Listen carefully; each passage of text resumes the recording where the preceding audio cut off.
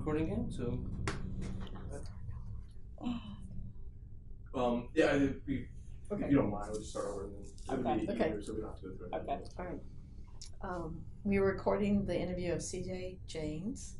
This interview is conducted by Brenda Borda from the collaborative efforts of the Wright State University Veterans Voice Project and the Raytheon Company. This interview is being recorded at Arlington Towers in Arlington, Virginia. It's 1 p.m. on November 4th, 2017.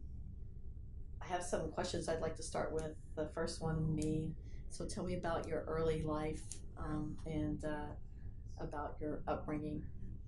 So I was born in Greensburg, Pennsylvania. I am the youngest of 4 children. My brothers and sister were 14, 13, 11 years old when I was born. So I was sort of the spoiled brat in the family, but it was a very loving family, and I had a great childhood. My father worked as a laborer, and then eventually became the superintendent of the Westmoreland County Water Authority. And my mom worked part-time in a clothing store, and then basically was a stay-at-home mom, taking care of the family. So what made you decide to join the military? It was really on a whim. My father served in the Army during World War II, but he was just in the Army for 3 or 4 years. And there really were not any other military members in the family. And so I was teaching school at the time. I had graduated from college and wanted to work on my master's. So I was teaching school, and once I got my master's, I was just looking for something different to do. And so a friend of mine who was enlisted in the Navy at the time was home on leave and said, hey, why don't you think about joining the Navy for 4 years, and it'll give you a perspective and you'll get to travel a little bit and then see what you want to do. And so I took the bait and went to the recruiter and signed up, joined the Navy, and I never looked back after that. So what was your first sort of role in the Navy? So I came in, I went through OCS, Officer Candidate School, and became an aviation maintenance duty officer. So my first duty station was in Pensacola, Florida at BT-86, where we trained the backseaters for the F-14s and for the EA-6Bs. And so it was mainly a male-dominated environment, very few women. Matter of fact, no women were coming through the training track at that point for aviation. And so the only women that were around were actually on the staff. Spent 3 years there and just had a great time, and decided that maybe that 4 years was not going to be quite as long as I needed it to be to stay in the Navy.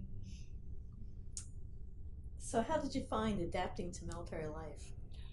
It was interesting, considering that I was a school teacher and then coming into the Navy. I soon realized that my students in junior and senior high school were pretty much the same as my sailors on the line division, only maybe just a little bit younger. And so having that teaching moment with the sailors and them teaching me as well was a nice transition for me, because I was really involved with the enlisted sailors much more than the officers, since I was a maintenance officer and not a pilot. So the transition was, it was pretty smooth. I did miss being away from home. My first duty station was in Pensacola, and I had never been out of Pennsylvania. So it was a little difficult being so far away from home, since the family was so tight-knit. So can you talk about some of your other duty stations you had during your career? So after 33 years, I've been just about everywhere you can imagine, except it's interesting because my first 9 years were actually in Florida. So I did Pensacola for 3 years, and then Mayport, Florida for 3 years, and Jacksonville, Florida for 3 years. After that, I ended up back in Pennsylvania at the Naval Aviation Engineering Service Unit in Philadelphia. And then from Philadelphia, I went to Diego Garcia, which was just an incredible experience in the middle of the Indian Ocean. From Diego Garcia, I came to Patuxent River, Maryland, which was actually my first taste of being in an acquisition world, because prior to this, everything that I was involved with was operational, either with squadrons or maintenance facilities. After Pax River, I went to Northrop Grumman Corporation in El Segundo, where I was the program integrator for the Navy, and it's where they build the back half of the F-18 E&Fs. And so that was just incredible to watch the product being built that was going to be turned over to our warfighters. Coming out of that tour, I was selected to be the officer in charge for the Aircraft Intermediate Maintenance Detachment in Lemoore, which was flying the F-18 E&Fs. So the product that I just worked on the production line, it was now going to be within my command. So I did my tour at Lemoore, and then coming out of Lemoore, I went back to Patuxent River and actually finished my last 13 years of the Navy was in Patuxent River between acquisition tours, program management tours, and then eventually as a program executive officer. So you moved around. How did you keep up with your family and friends during that time? Yeah, so that was rather interesting because when you think about when I started my career, there was no email and there were no cell phones. And so a lot of it was letters back and forth, care packages back and forth. My family, I think, had struggled a little bit more with it than I did because they were used to always having me around. So my nieces and nephews were growing up and I wasn't around to be with them. So it was rather difficult to be so far away from them, especially the communication, the personal communication. Part of my tour out of Jacksonville was actually with a VP squadron. So we deployed all over. I was in the Azores. I was in Sigonella, Sicily. We went to Thule, Greenland. Iceland, Puerto Rico. So I wasn't really home a lot where I could talk to them and see them. So it was a struggle, but for me, I learned to compartmentalize. For my family, it was probably a little harder. So how did you explain to your family what it is you did in those 33 years? Yeah, that's pretty funny because my mother always wondered when my 4-year tour was going to be up. In her mind, I was a school teacher and I needed to come home and go back to teaching school. So trying to explain to her what an aviation maintenance officer did, especially as a young woman, she just really didn't have a concept of that. So whenever they came to visit, I tried to take them to the base, take them to the squadron, let them see the airplanes and tried to explain a little bit of what was going on. I think my father and my brothers and sisters probably were much more engaged and understood what was going on than my mother ever really grasped. So 33 years is a long time. What sort of reflections do you have over a 33-year career? So I have very happy memories of the Navy. It was a challenge at times, and starting out in the early 80s as a woman, we were alone a lot of the times, and especially in the aviation world. There were many times when I was the only woman in the squadron or on the deployment or whatever we were doing. So there were times when you had to learn just to fend for yourself and find your own peer group. Many times that peer group actually became the limited duty officers or the chief warrant officers who were a little bit older and kind of understood a little bit more about the world than the young lieutenants who had just come out of college and were flying. So finding my own way and making my own group of friends wherever that happened to be was quite a challenge. I became the first in a lot of areas, mainly just because being a woman and being in a unique environment. So I was the first female aviation flag ever selected, which was a pretty big deal. I was also the first female flag officer to ever walk the halls of Naval Air Systems Command, which at that time I think really gave a lot of people hope because the women and the minorities that were in NAVAIR at the time really didn't have a role model. And when you looked at the leadership board, when you walked in the front door, it was basically 20 white males on the board. And so all of a sudden there was a woman who managed to rise to the top.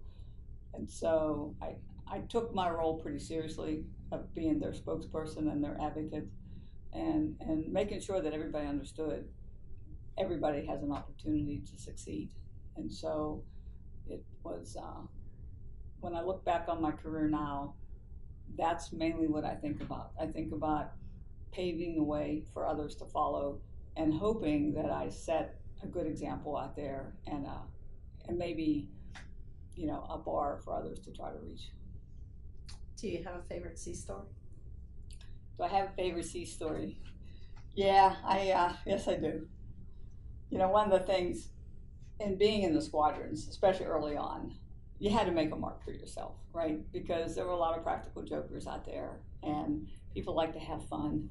So we were on deployment in Sigonella, and we were working really long days. I mean, the maintenance department, our enlisted sailors were there 12 hours on, 12 hours off. And so the officers, so myself and Chief Warrant Officer Brady Bearden, we were like two peas in a pod. So we would be there all hours of the night with our troops. And we had this one senior chief who, he always kept this coffee mug on the counter in maintenance control. And he had a habit of, there were two doors of maintenance control.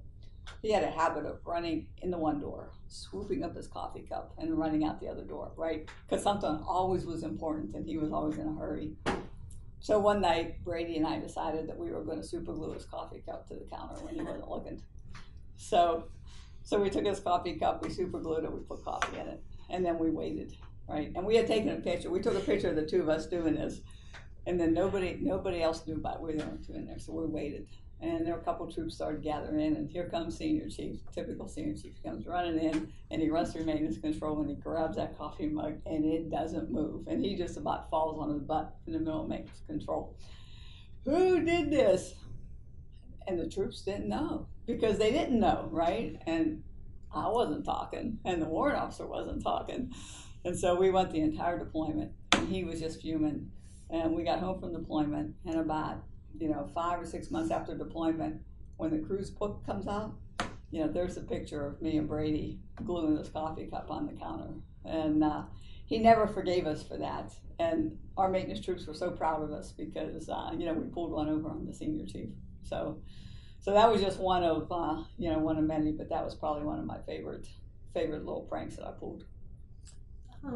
So tell me, if you were to leave messages for various groups of folks in the military following behind you, what messages would you leave, and talk about the different groups you might leave them for?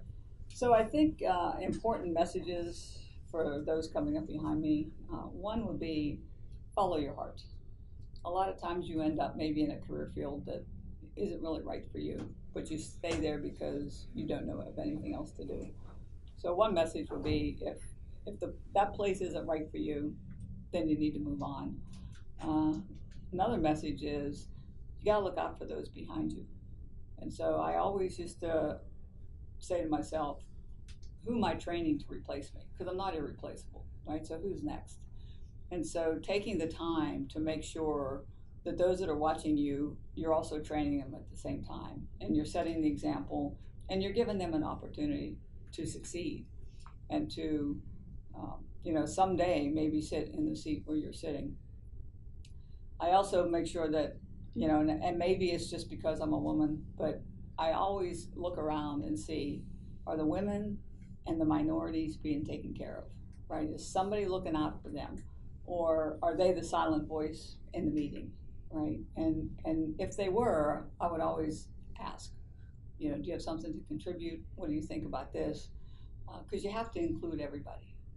And so I think those are very important messages to anybody who's out there serving now. You got to take care of your people, you got to train your people, and you got to make sure that every voice is being heard. Because if not, you're probably leaving a very valuable piece of information or an idea on the table. So what do you think is the power of veterans in a company? Wow, the power of veterans in a company. I think the veterans bring a very unique skill set to any organization, because you are trained and disciplined in a way that the normal civilian walking down the street is not. You understand the value of teamwork immediately, because you can't succeed in the military without teamwork. You're usually a little bit more mature than the average person coming in. You've seen a lot more of the world.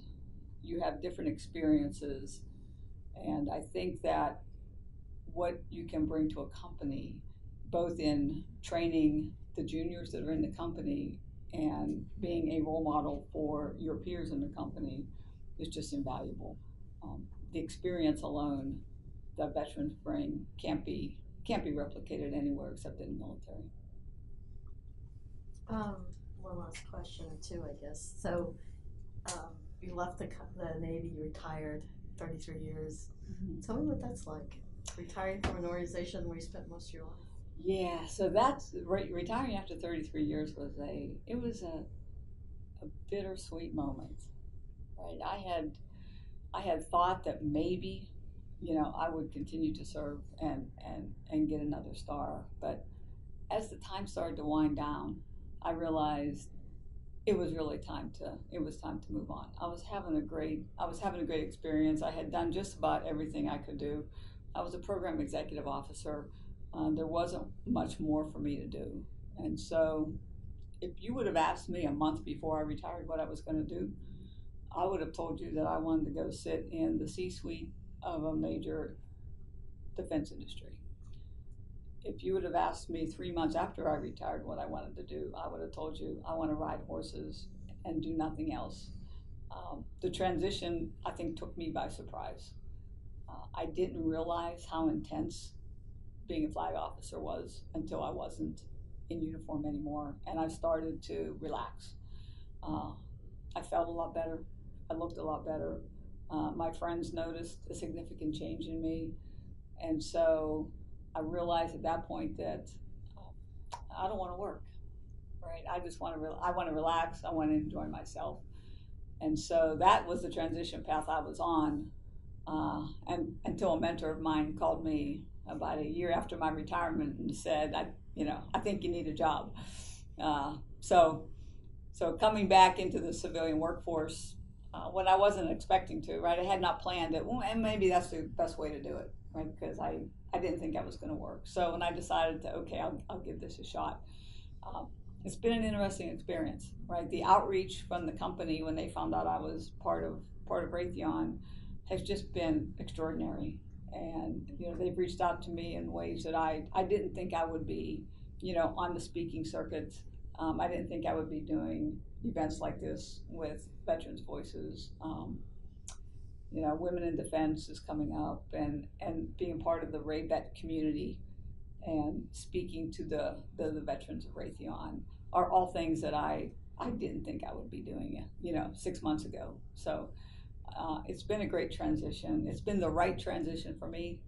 I know a lot of folks come out and they got to have a job right away, and for me, probably the best thing for me to do was to not go to that industry right away. Is there any other reflections you'd like to share? It's been the Navy's really been good to me. I mean, when I started out, I really thought that 4 years and I was going to go. And then I realized after every duty station, there was something more that I wanted to do. And I think the thing that I valued the most was the relationships that I made along the way. My first mentor, a gentleman by the name of Frank Smith, I met him my 3rd week in the Navy. He was a lieutenant, and I was an ensign. And to this day, we are still extremely close. And I've watched his kids grow up. His wife and I and him have just maintained a friendship that is just extraordinary. And I think, the Navy family kind of helps foster that, because you kind of take care of each other. And when you make friendships like that, they become invaluable. But the Navy's given me opportunities that I never ever would have had if I would have stayed, in Western Pennsylvania, teaching school. I would still be in Western Pennsylvania teaching school, and would not have had the life experiences that I had. Thank you.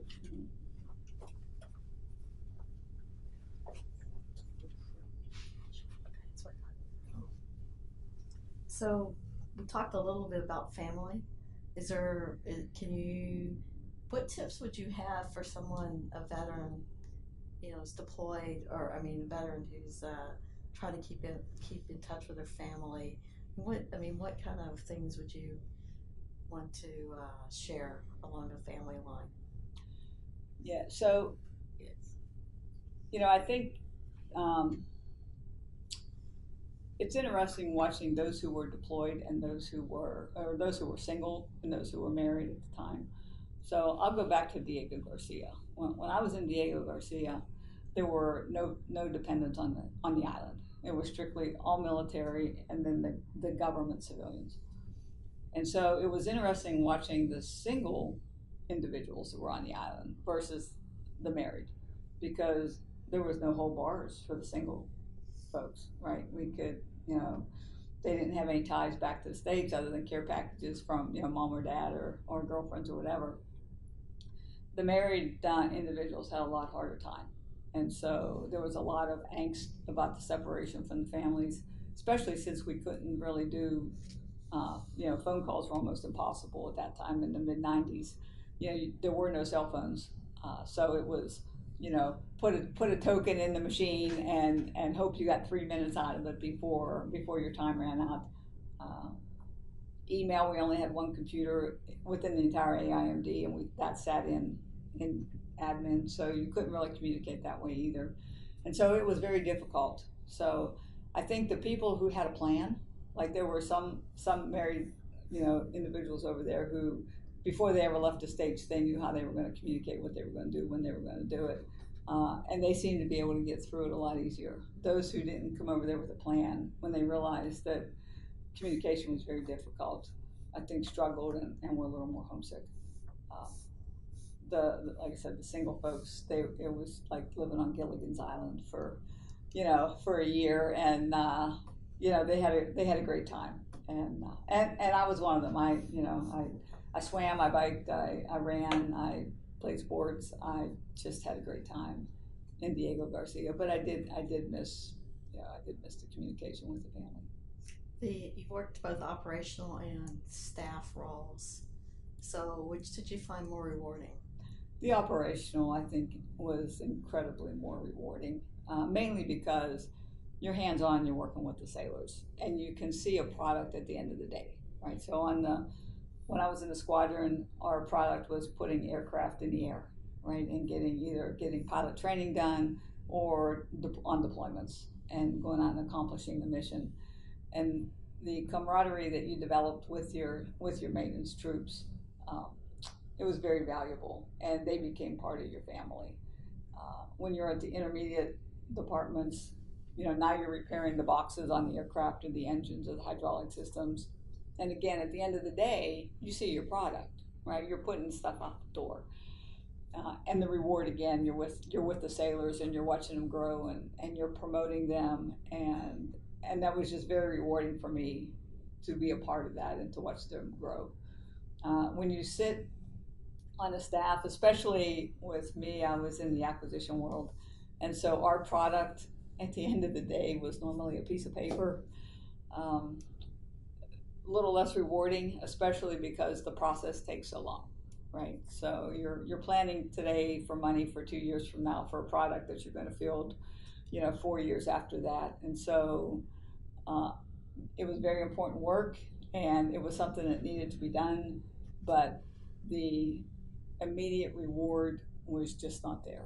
And so I have to say that my time with the sailors operationally was probably what I remember most fondly about the whole thing.